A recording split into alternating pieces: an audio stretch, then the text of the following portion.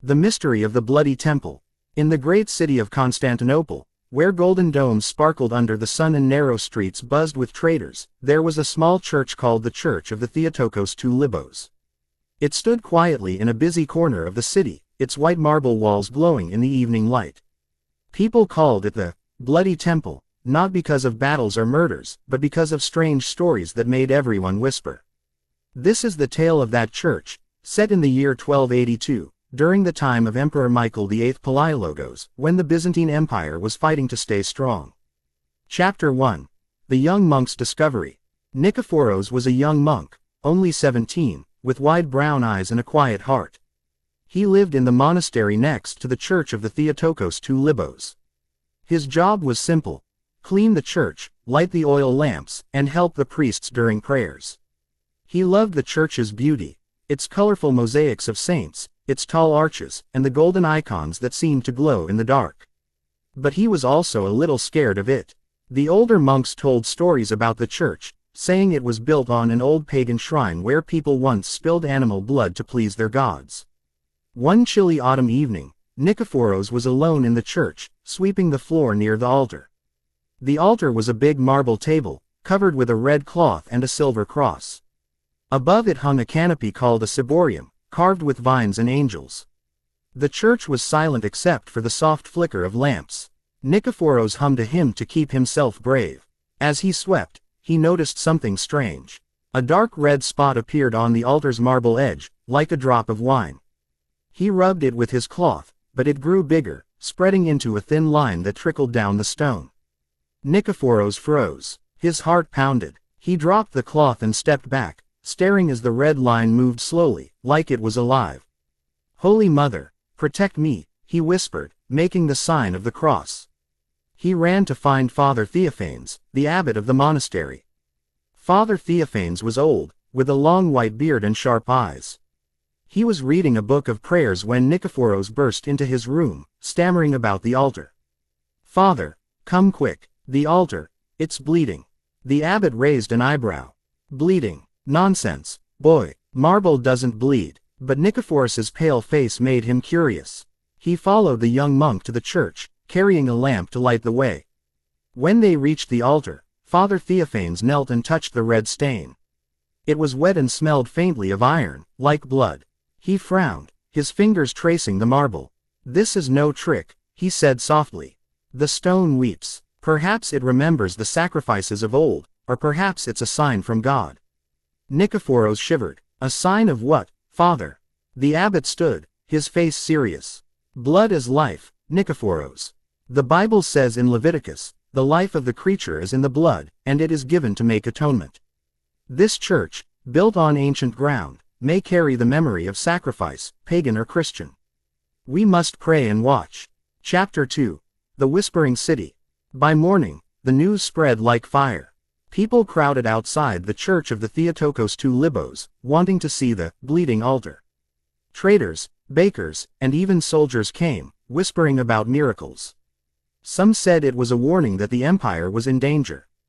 The Byzantine Empire had just taken back Constantinople from the Latin Crusaders in 1261, but enemies still threatened: Turks from the east, Latins from the west, and rebels within. Others thought the altar's blood was a sign of God's love, showing that Christ's sacrifice was still alive. Nikephoros stayed in the monastery, afraid of the crowds.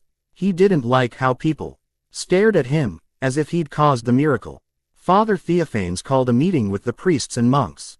"We must be careful," he said. "The people are scared and hopeful. If we call this a miracle, the emperor will hear. If we call it a trick, they'll lose faith.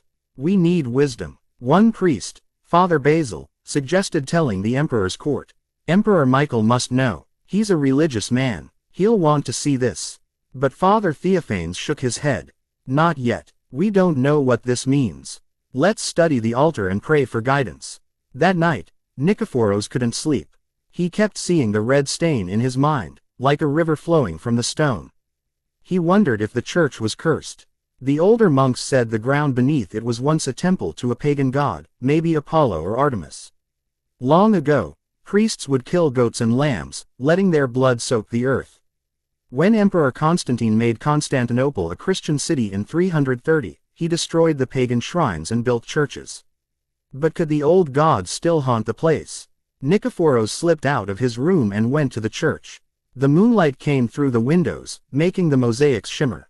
He knelt before the altar and prayed, "Lord, show me what this means. Is it a miracle or a warning?" As he prayed, he heard a soft drip. He looked up and saw the red stain again, bigger now, pooling on the altar and dripping onto the floor. He gasped and ran to wake Father Theophanes. Chapter 3. The Emperor's Visit. The next day, word reached the imperial palace. Emperor Michael VIII Palaiologos was a tall man with a tired face, worn from years of war and politics. He loved the church and wanted to keep his empire strong. When he heard about the bleeding altar, he decided to see it himself. He arrived at the church of the Theotokos II Libos with guards and a priest named Father Leo, who carried a golden cross. The church was packed with people, but the emperor's guards pushed them aside. Michael knelt before the altar, his eyes fixed on the red stain. It had dried now, leaving a dark mark on the marble. "What does this mean, Father Theophanes?" he asked. The abbot bowed. "Your Majesty, we don't know yet. Some say it's a miracle, like the blood of Christ. Others say it's the memory of old sacrifices. We're praying for answers." Michael touched the stain, his face thoughtful. "This church is special. My family has buried our dead here, in the vaults below. If God speaks through this altar, we must listen." He turned to Father Leo. "What do you think?" Father Leo, a thin man with a sharp voice, said, "It could be a natural thing, Majesty. Water in the stone, maybe mixed with red clay. But the people see a miracle, and that can strengthen their faith." Michael nodded. "Then let's call it a miracle for now. But find out the truth. I don't want rumors tearing my city apart." The emperor ordered the church to be guarded. No one could touch the altar without permission. He also gave gold to the monastery, asking the monks to pray for the empire. As he left, he looked at Nikephoros, who was standing quietly in a corner. "You found this, boy?" he asked. Nikephoros nodded, too scared to speak. "You've done well," Michael said.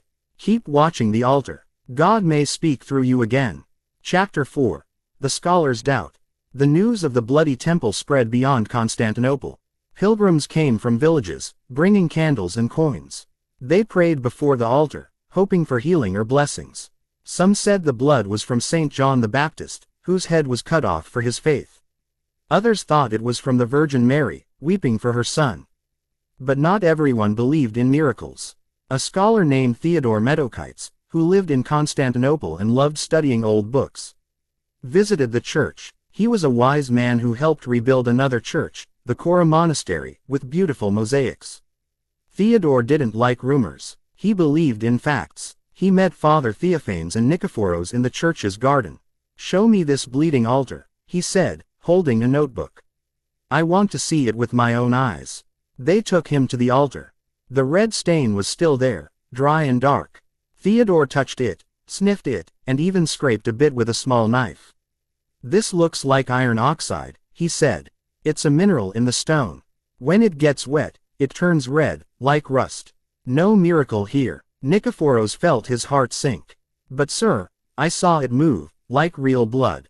Theodore smiled kindly. "Young man, the mind can play tricks. The church is damp. Water moves through the stone, carrying the red color. It's not blood." Father Theophanes frowned. "The people believe it's a sign from God. If we tell them it's just stone, they'll lose hope." Theodore shrugged. "Truth matters more than hope. But I'll keep quiet for now. Study the altar more. Test it. If it's a miracle, God will show us." That night, Nikephoros and Father Theophanes poured water on the altar to see if Theodore was right. The red stain didn't move. They tried wine, oil, and even a drop of lamb's blood from the market, but nothing changed. Nikephoros began to doubt himself. Had he imagined the blood moving? Was it just a trick of the light? Chapter 5. The Festival Miracle. A month later, the church celebrated the Feast of the Hypopant, when baby Jesus was presented in the temple, as told in the Bible. The church was filled with people, singing hymns and lighting candles. Nikephoros helped carry a big icon of the Virgin Mary, his hands shaking with pride. The altar was covered with a new white cloth, and the priests chanted loudly. During the Eucharist, when the priest blessed the bread and wine, a woman in the crowd screamed.